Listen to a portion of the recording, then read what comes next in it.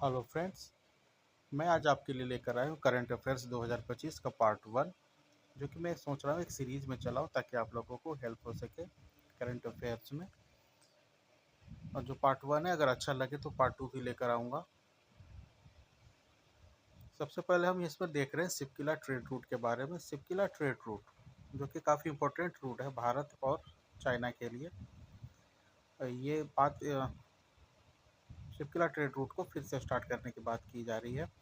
और जब ये चाइनीज फॉरेन मिनिस्टर आए थे वेंग यी, जो तब इसके बारे में बात रखी गई उनके उनके सामने भी, ताकि दोनों देश आपस में बात करके म्यूचुअल अंडरस्टैंडिंग के थ्रू ये ट्रेड रूट जो 2020 में कोविड के दौरान बंद कर दिया गया था फिर से खोला जा सके।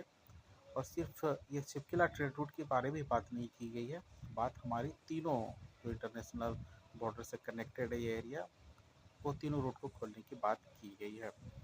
सिपकिला ट्रेड रूट तो एक है ही, दूसरा है आपका लिपू लेक जो कि उत्तराखंड में है, और नाथुला पास जो कि सिक्किम में है। ये तीनों के थ्रू ट्रेड रूट फिर से बहाल करने की बात की जा रही है।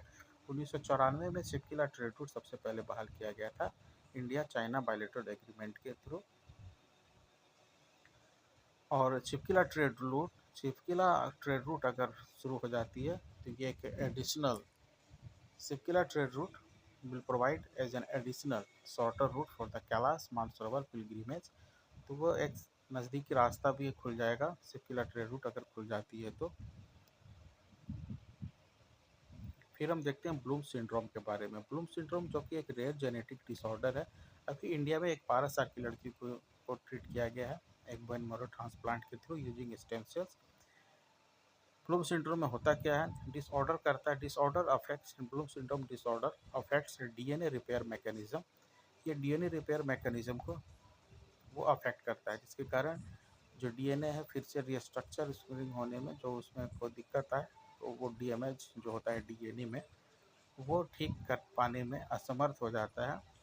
इसीलिए इसमें काफ़ी परेशानी होती है और सबसे बड़ा हाई रिस्क कैंसर का होता है, क्योंकि एबनॉर्मल सेल ग्रोथ हो जाता है। When mutated cells lose the ability to fix damage DNA causing abnormal cell growth.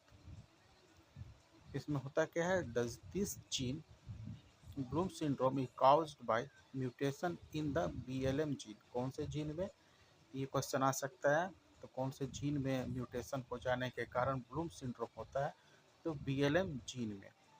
इस जीन का बीएलएम जीन का फंक्शन क्या है, ये प्रोड्यूस करता है protein essential for maintaining DNA structure during replication and repair. DNA में कोई डैमेज होता है तो ये प्रोटीन एक जनरेट करता है बीएलएम जीन, जो मेंटेन करता है डीएनए स्ट्रक्चर को।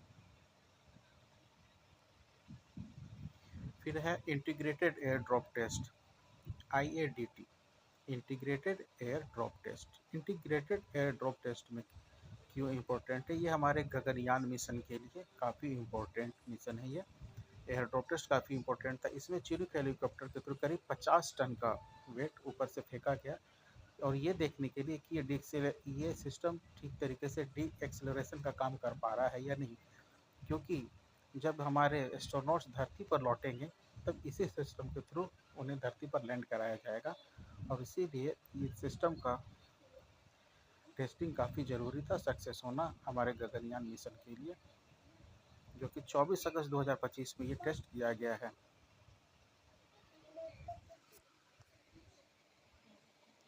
इंडिया थाईलैंड मैत्री exercise 2025 India scheduled from it is scheduled from 1 to 14 September 2025 will be held at foreign training node in Umrao, Meghalaya में ये किया जाएगा।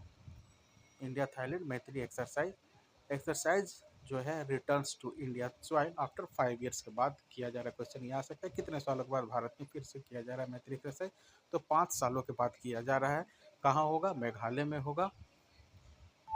और मैत्री एक्सरसाइज किन दो देशों के बीच होती है, तो इंडिया थाईलैंड के बीच होती है।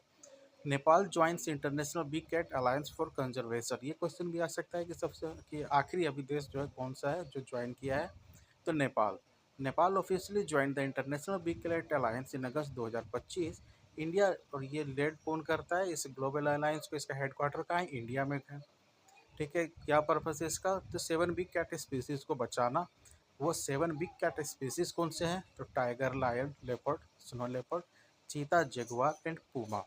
इसके देश के कितने अलायंसेज हैं? 90 अलायंसेज है। और ये कब हुआ था establishment? In February 2024 with headquarters in India. और इसका जो लॉन्च हुआ था वो 9 अप्रैल 2023 को मैसूरू में प्राइम मिनिस्टर नरेंद्र मोदी के द्वारा किया गया था। थैंक यू फ्रेंड्स, ये था हमारा छोटा सा करंट अफेयर्स अगस्त का पार्ट 1। कोशिश करूँगा कि पार्ट 2 भी आपके लिए लाऊं, और जो आपके लिए काफ़ी हेल्पफुल हो। तब तक के लिए बाय। और अगर हमारा वीडियो आपको पसंद आया हो तो लाइक, शेयर एंड सब्सक्राइब करना ना भूलें। और कोई प्रॉब्लम हो तो आप चाहें तो कमेंट में कमेंट अपना ड्रॉप कर सकते हैं कमेंट बॉक्स में। मैं ज़रूर आपके कुछ प्रॉब्लम जो होंगे तो उसे सॉल्व करने की कोशिश करूँगा।